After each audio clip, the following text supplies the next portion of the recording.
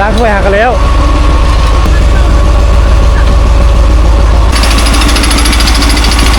มันอยู่ชั้นหรือว่านี่มือเทคานมือก็น่าจะได้ขึ้นโค้งหลังคาแล้วพี่น้อง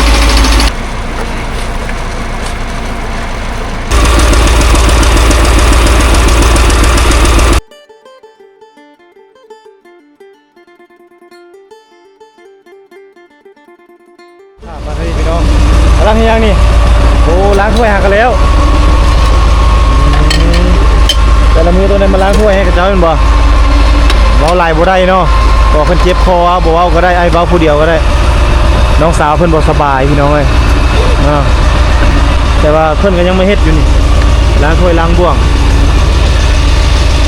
ฟ้ามืดมากเลยพี่น้องไอ้ผู้คือฝนที่ตกทีมงานสร้างเขาเลยเตรียมผ้าพัดมาปุ๊กมาอย่างเนาะ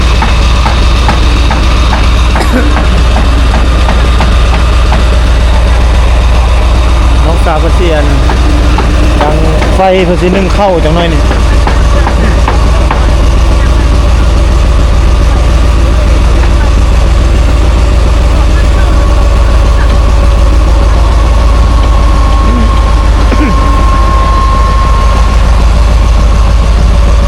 ที่เครื่องมือของการสาวเนี่ยกำลังอย่างไฟนึ่งเข้านึ่งน้ำต้องอยู่คว้ากิน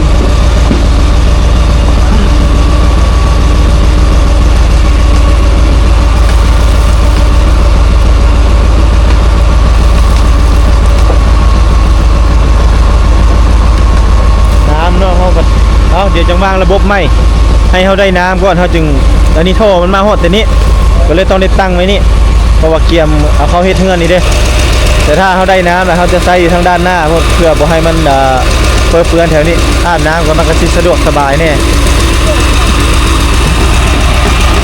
กำลังตีกำลังเจาะลงเนาะเขาไปเบิ่งจังหน่อยพี่น้อง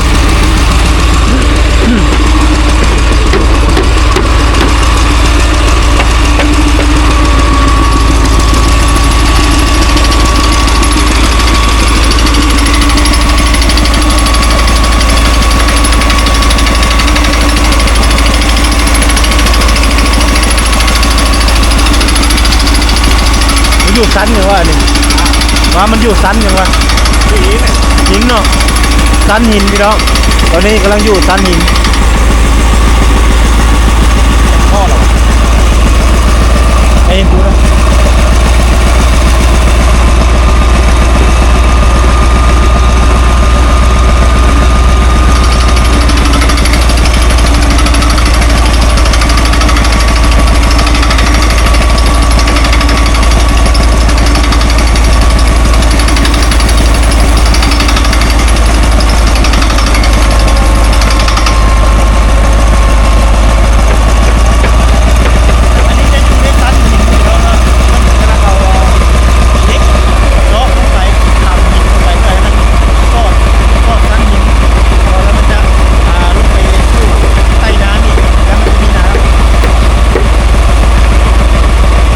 ได้จังท่อละเดี๋ยวนี้จังท่อละที่ปลายแม่นล็อก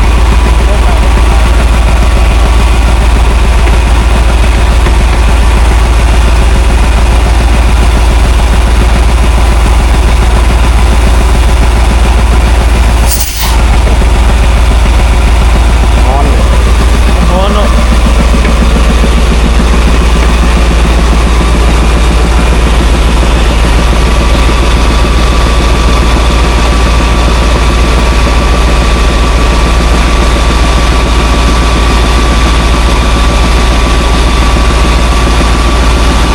อันนี้นี่ได้ยามเบิ่งข้างแน่หรือเปล่าวะโอยามเลยถ้าเจาะก็ต้องมีเลยเพราะว่าเขตนี้มันมีตลอดเนาะมีตลอดคิดว่าเขายามเมื่อก่อนเจาะเลยตามใจเขามากเขามากโตขนาดเขามากคนนี้เนาะ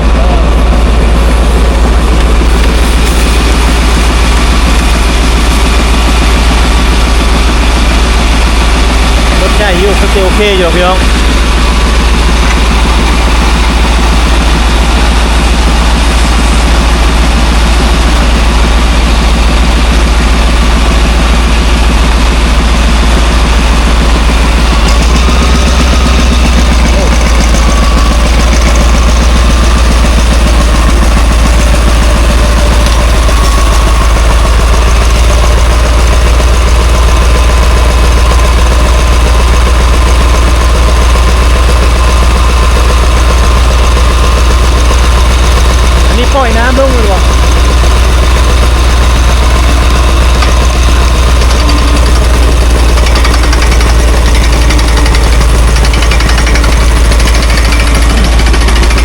สองหน้าเวียกควบคู่กันไปทั้งเจาะน้ำบาดาลพร้อมแล้วก็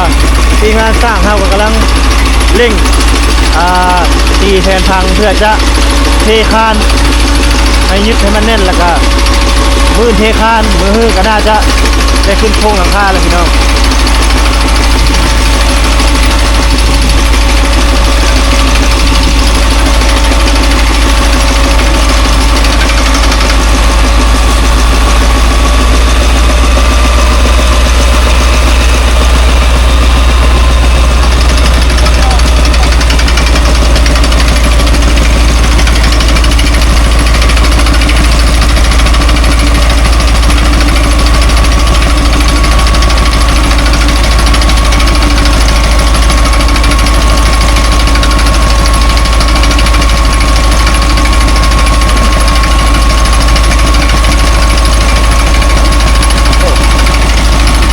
ไวเนาะ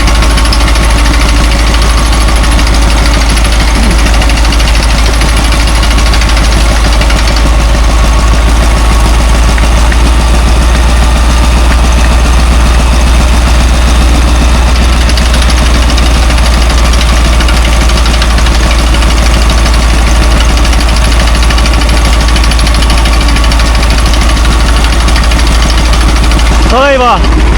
ไปบางบ่อนี่เคยบ่มดน้ำมดกระปุยหนึ่งนี่มดบ่แล้วเจ้าอีกเนาะ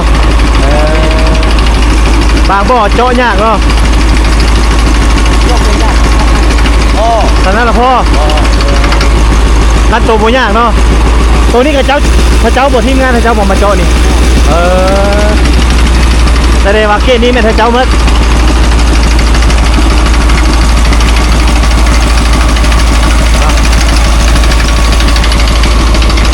น้อยพี่น้องจังน้อยเฮาจังมาเบิ่งเนาะเพราะว่าเพิ่นยังเจาะอยู่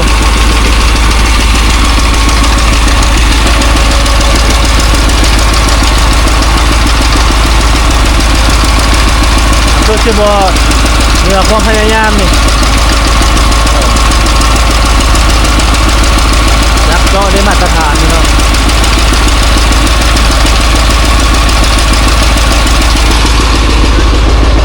ทางนี้ก็เฮ็ดเรียบร้อยได้1มือคือยึดเทคานซักอยู่ประเภทนี้เนาะเป็นระบบระเบียบดี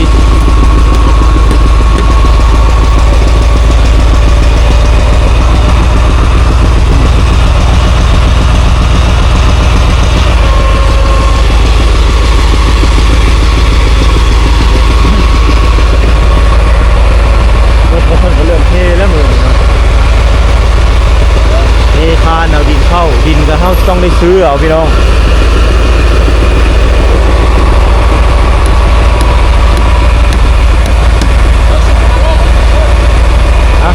เอาไปหาน้องธิดาเขาก่อน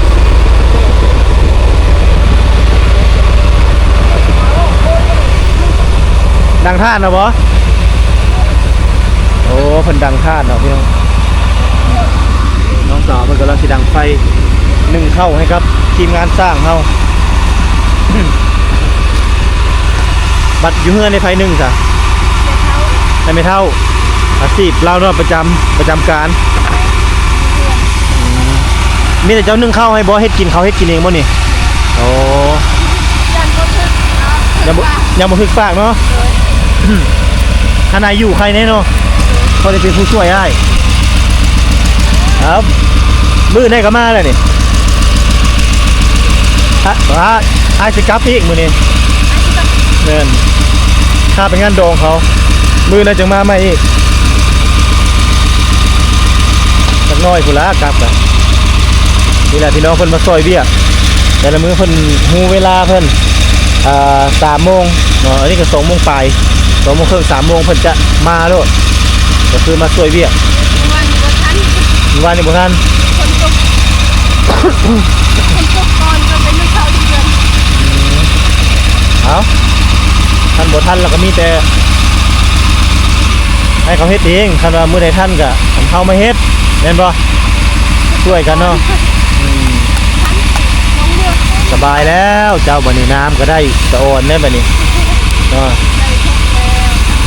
ฮะสะดวกสบายแล้วบัดนี้แม่น ได้เฮือนก็ยังว่าบุญล้นทับเลยเนาะยังดีใจแล้วเนาะไอ้นี่ได้น้ำอีกโอ้โธใส่ได้พี่น้องเลยได้ทั้งเฮือนได้ทั้งน้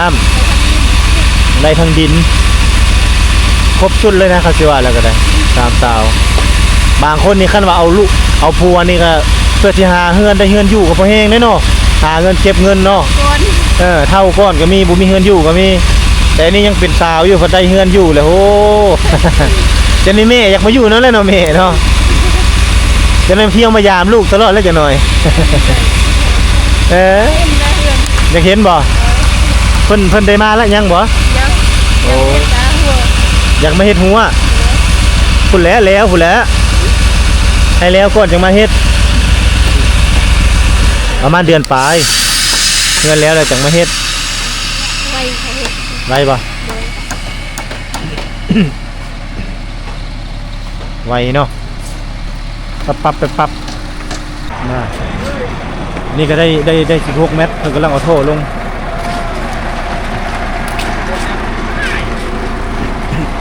จักโถเลยนี่4บ่5โอ้โถที่5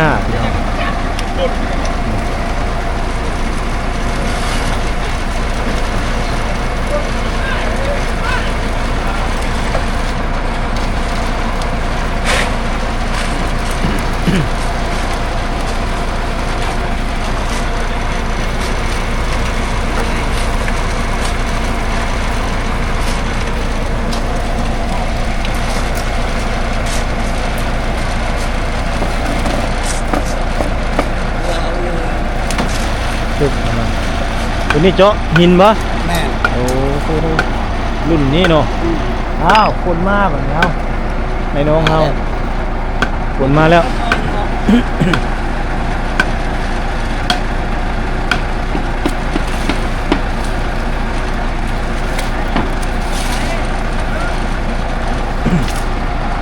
ใส่16 เมตรพี่น้อง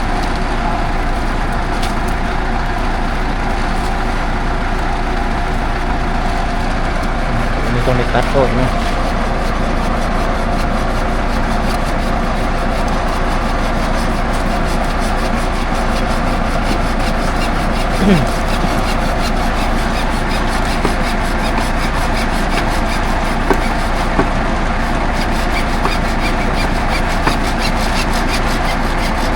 16 เมตรดินยังเหนียวตึงอยู่เนาะ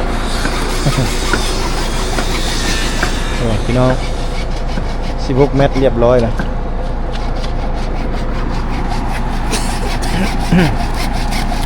โอ้ใส่ส่งซันเนาะลงไปเนาะโอ้มาหมับเลือบพี่น้องเลยมับเลย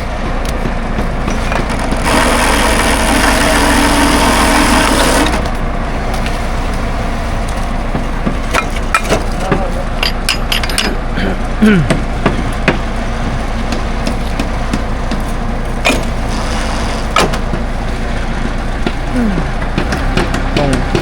รุ่นสร้างสำนักงานอะไรได้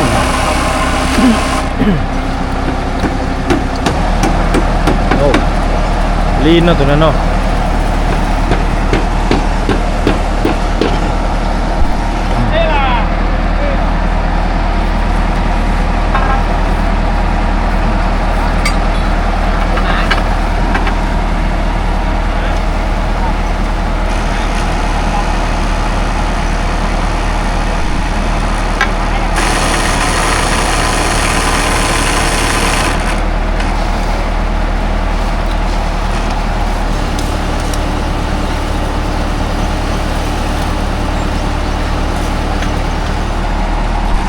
วันนี้ลงไปจนมืดพุ่นเลยเนาะ พี่ยันพี่น้องเนาะ16 เมตร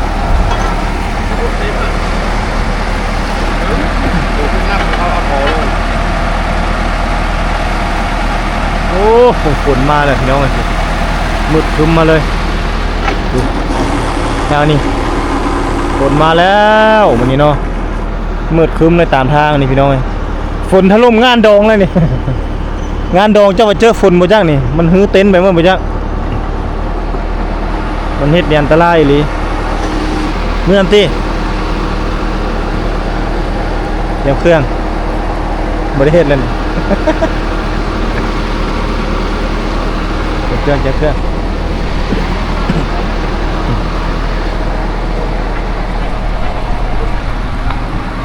นึ่งใส่อยู่เทิงบ่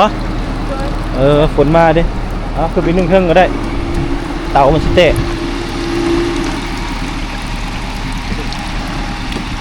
ได้นี่ธิดาดังไฟนึ่งข้าวถือว่าโอ้นี่แหละพอให้สร้างเขาเจ้าก็มีกำลังใจเวลาเจ้าเฮ็ดเวียกเมื่อยเขาเจ้าก็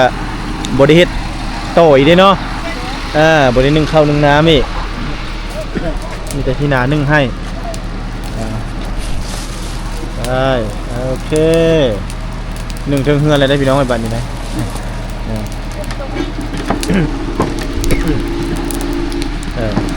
ยับเข้านั้นโอเคยกเข้าสิหวดมันโอ้ยคันมีไม้ให้เล่านี่เอาปะไว้เลยนี่คักนี่เนาะให้เป็นตูบเลยเนาะเมื่อลายว่าเราจ้างเลื่อยไม้นี่โอ้โหฮอดบ่5-6 ล้านโอ้โหมีแต่เพิ่นบอกไปแบกไม้แล้วก็ไปเอาใหม่ลงแล้วเกรงใจ ไม้ยังเกรงใจก็จำเป็นแล้วให้จังได้สั่น จำเป็น นั่นจำเป็นเนาะแนวจำเป็นคันเกรงใจกับบ่ได้เฮือนแหละ อยากเขาเว้าบ่เฮาก็ตอบแทนบ่แม่นเฮาบ่เฮ็ดช่วยตลอดปลูกมันเฮาก็ปลูกช่วยเฮ็ดสวนมันเฮาก็ ว่าเขาเงินน้ำกันเลย ฮะ แต่สิว่าเขาเงินน้ำกันเลย ก็เงินนํกันอันนี้กับไม้แป้นไม้อย่างของเจ้านี่เงินนํกันหมด แต่ว่า อยู่น้ำเพิ่นเนาะเกรงใจเอาก็สิว่าแนวใดก็ตามคันว่าให้เฮาก็บ่แม่นสิอยู่น้ำเพิ่นตลอดเนาะเฮาก็มีบัดแล้วเฮือนแล้วซ่าแล้วก็เฮ็ดเวียกไปเฮ็ดน้ำเพิ่นตลอดคือเก่าแต่ว่ามาเฮือนเฮาก็มานอนเฮือนเฮาสบายเนาะ เย็นสบาย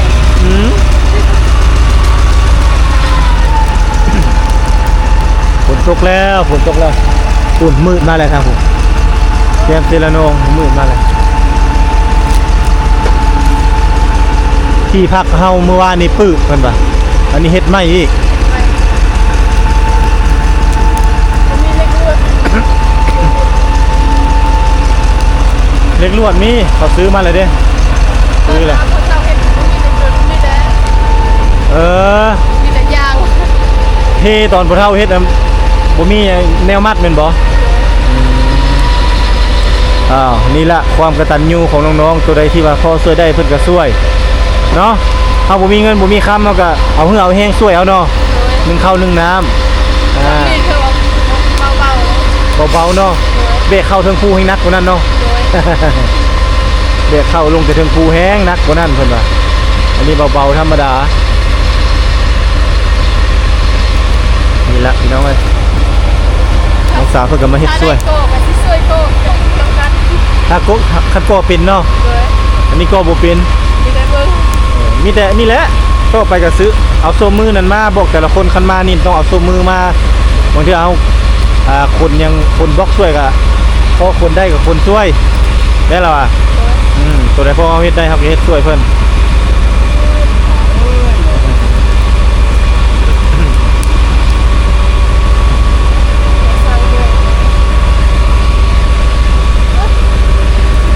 ลมก็มาแล้วบัดนี้ฝนก็มาลมก็มาอันนั้นก็กำลังเจาะ โอ้พี่น้องฟ้ามืดครึ้มฝนมาแล้วพวกโอ้ทางนี้ก็กำลังเร่งเลยกำลังเจาะกำลังเร่งโอ้แล้วพูดทางแล้วตรวจเลยโอ้ขับเนาะ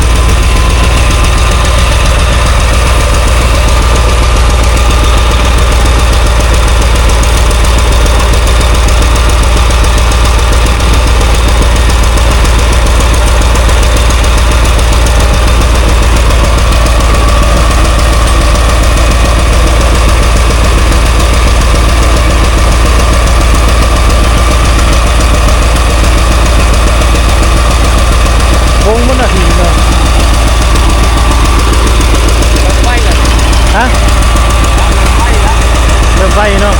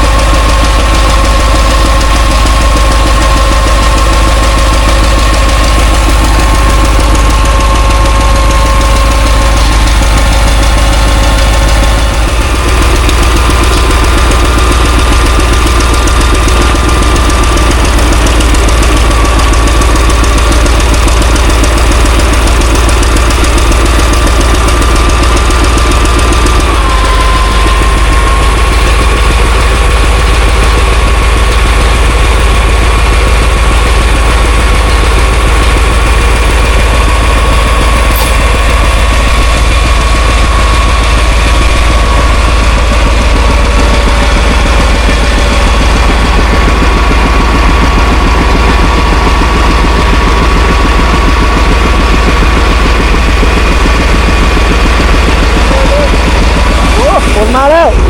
เฮ้ยขอก้นเร็ว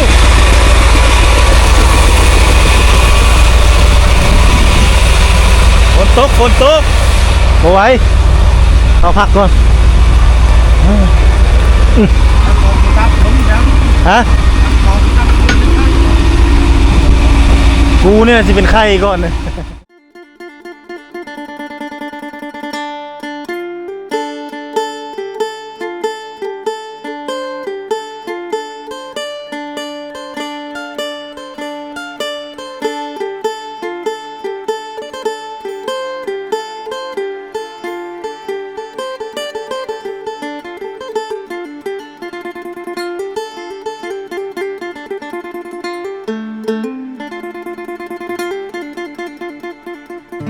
ไอหอบความช้ำมาเซละนองหลายปีหม่นหมองจากสาวไทยเศร้าใจรำพันนับเป็นเหตุเฮ็ดให้เฮาต้องพลาดจากกันด้วยพ่อแม่เจ้านั้นบอกบ่เอาลูกเคยคนจน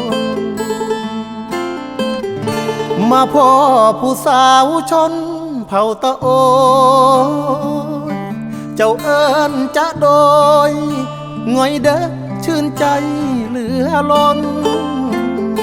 เธอชื่อธิดาสาวชนเผ่าตะโอยหน้ามนหอยยิ้มจิ้มใจอ้ายล้นเหมือนนิมนต์มาจนละเมอสาวเซละนองบ่าวไทยสองใจพันผูกความเจ็บกลายเป็นความสุขหากันแต่วันแรกเจอสาวเผ่าตะโอยชื่อธิดาอ้ายหาเจ้าเด้อขอบใจหลายเด้อคนดีที่หาพักอายขอฝากชีวิตไว้เซละนองทุกความหม่นหมองฝากเธอช่วยเป็นยาใจขอบคุณความเจ็บที่นำพามาพบสามใบจากนี้ทั้งชีวิตอายมอบให้เจ้าสาวงามตะโอ